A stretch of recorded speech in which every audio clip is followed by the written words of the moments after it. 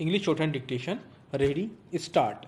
I am honored to be present here with President and Secretary General and other leaders at the launch of the UN Democracy Fund. This was proposed by President at the UN General Assembly last year and has received widespread acclaim. Its relevance is underscored by its becoming a concrete reality in just a year's time. May I take this opportunity to express our solidarity with the people of New Orleans and other regions devastated by the destructive fury of Hurricane Katrina. Mr. President, you have our sympathies and support in your efforts to bring relief from pain to the people affected by this disaster. Excellencies, India is proud of its democratic heritage, which is rooted in the country's cultural traditions of tolerance, respect for different viewpoints, and a ready embrace of diversity. Mahatma Gandhi led us into a non-violent struggle not only to free India from colonial rule but to also ensure to our people the exercise of their democratic rights.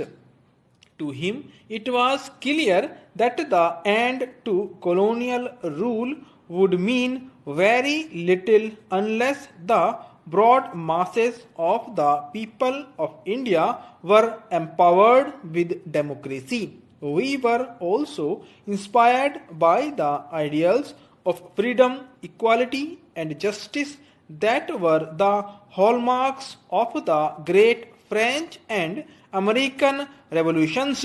India's awakening to freedom in turn inspired freedom movements in Asia and Africa. A whole family of independent and proud nations took their place on the world stage.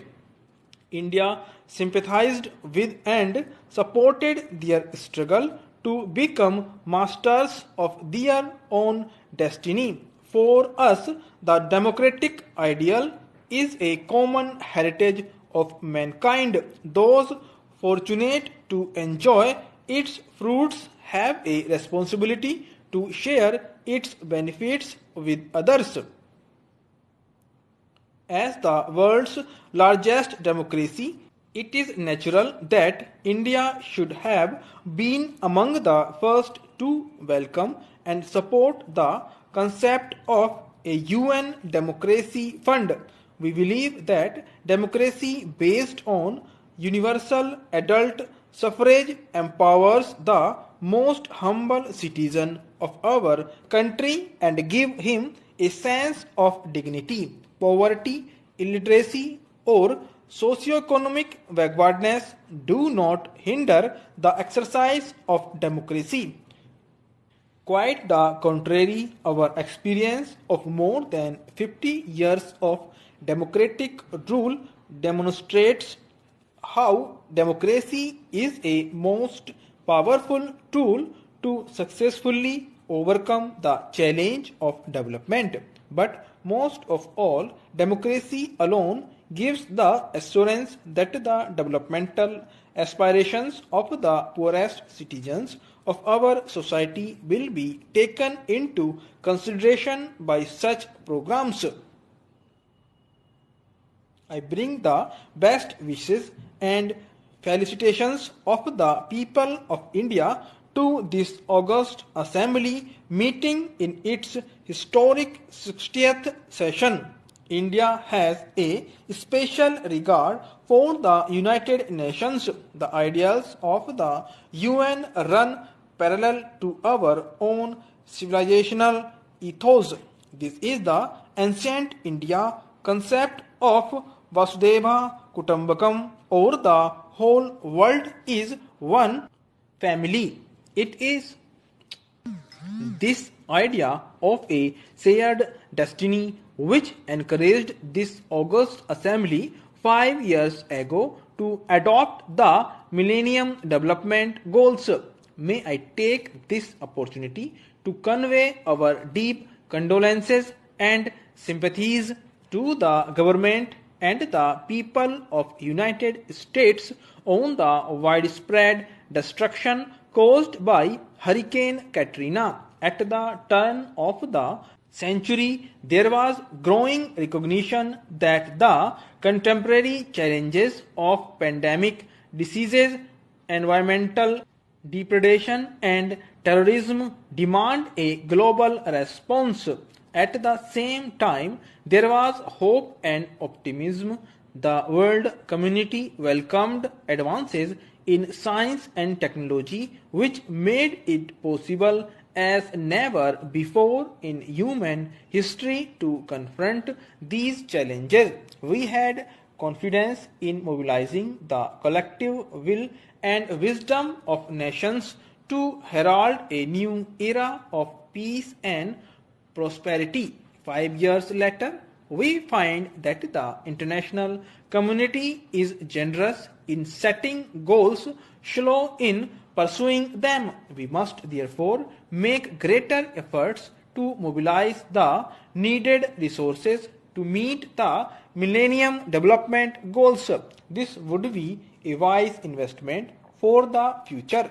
Failure will only make our task in the future more difficult and more costly. We in the developing world face a dual challenge, the domestic one of managing political, economic, and social challenge in an environment of rising expectations and growing disparities, as well as the global challenge of securing an international environment conducive to meeting our developmental aspirations.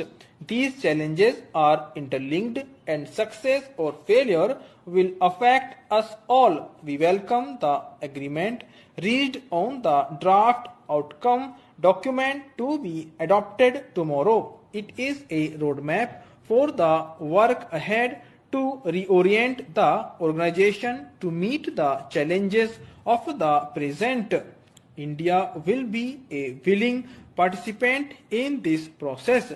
All of us assembled here recognize that the United Nations is in need of urgent and comprehensive reforms. The management of global interdependence requires strong international institutions and a rule-based multilateral system. The reform of the United Nations must be based on this principle. It must include the expansion of the United Nations Security Council in both permanent and non-permanent categories of membership. Unfortunately, the United Nations suffers from a democracy deficit. Its structure and decision-making processes reflect the world of 1945 as such, not the world of year 2015. Unless the UN becomes more representative of the contemporary world and more relevant to our concerns. Stop.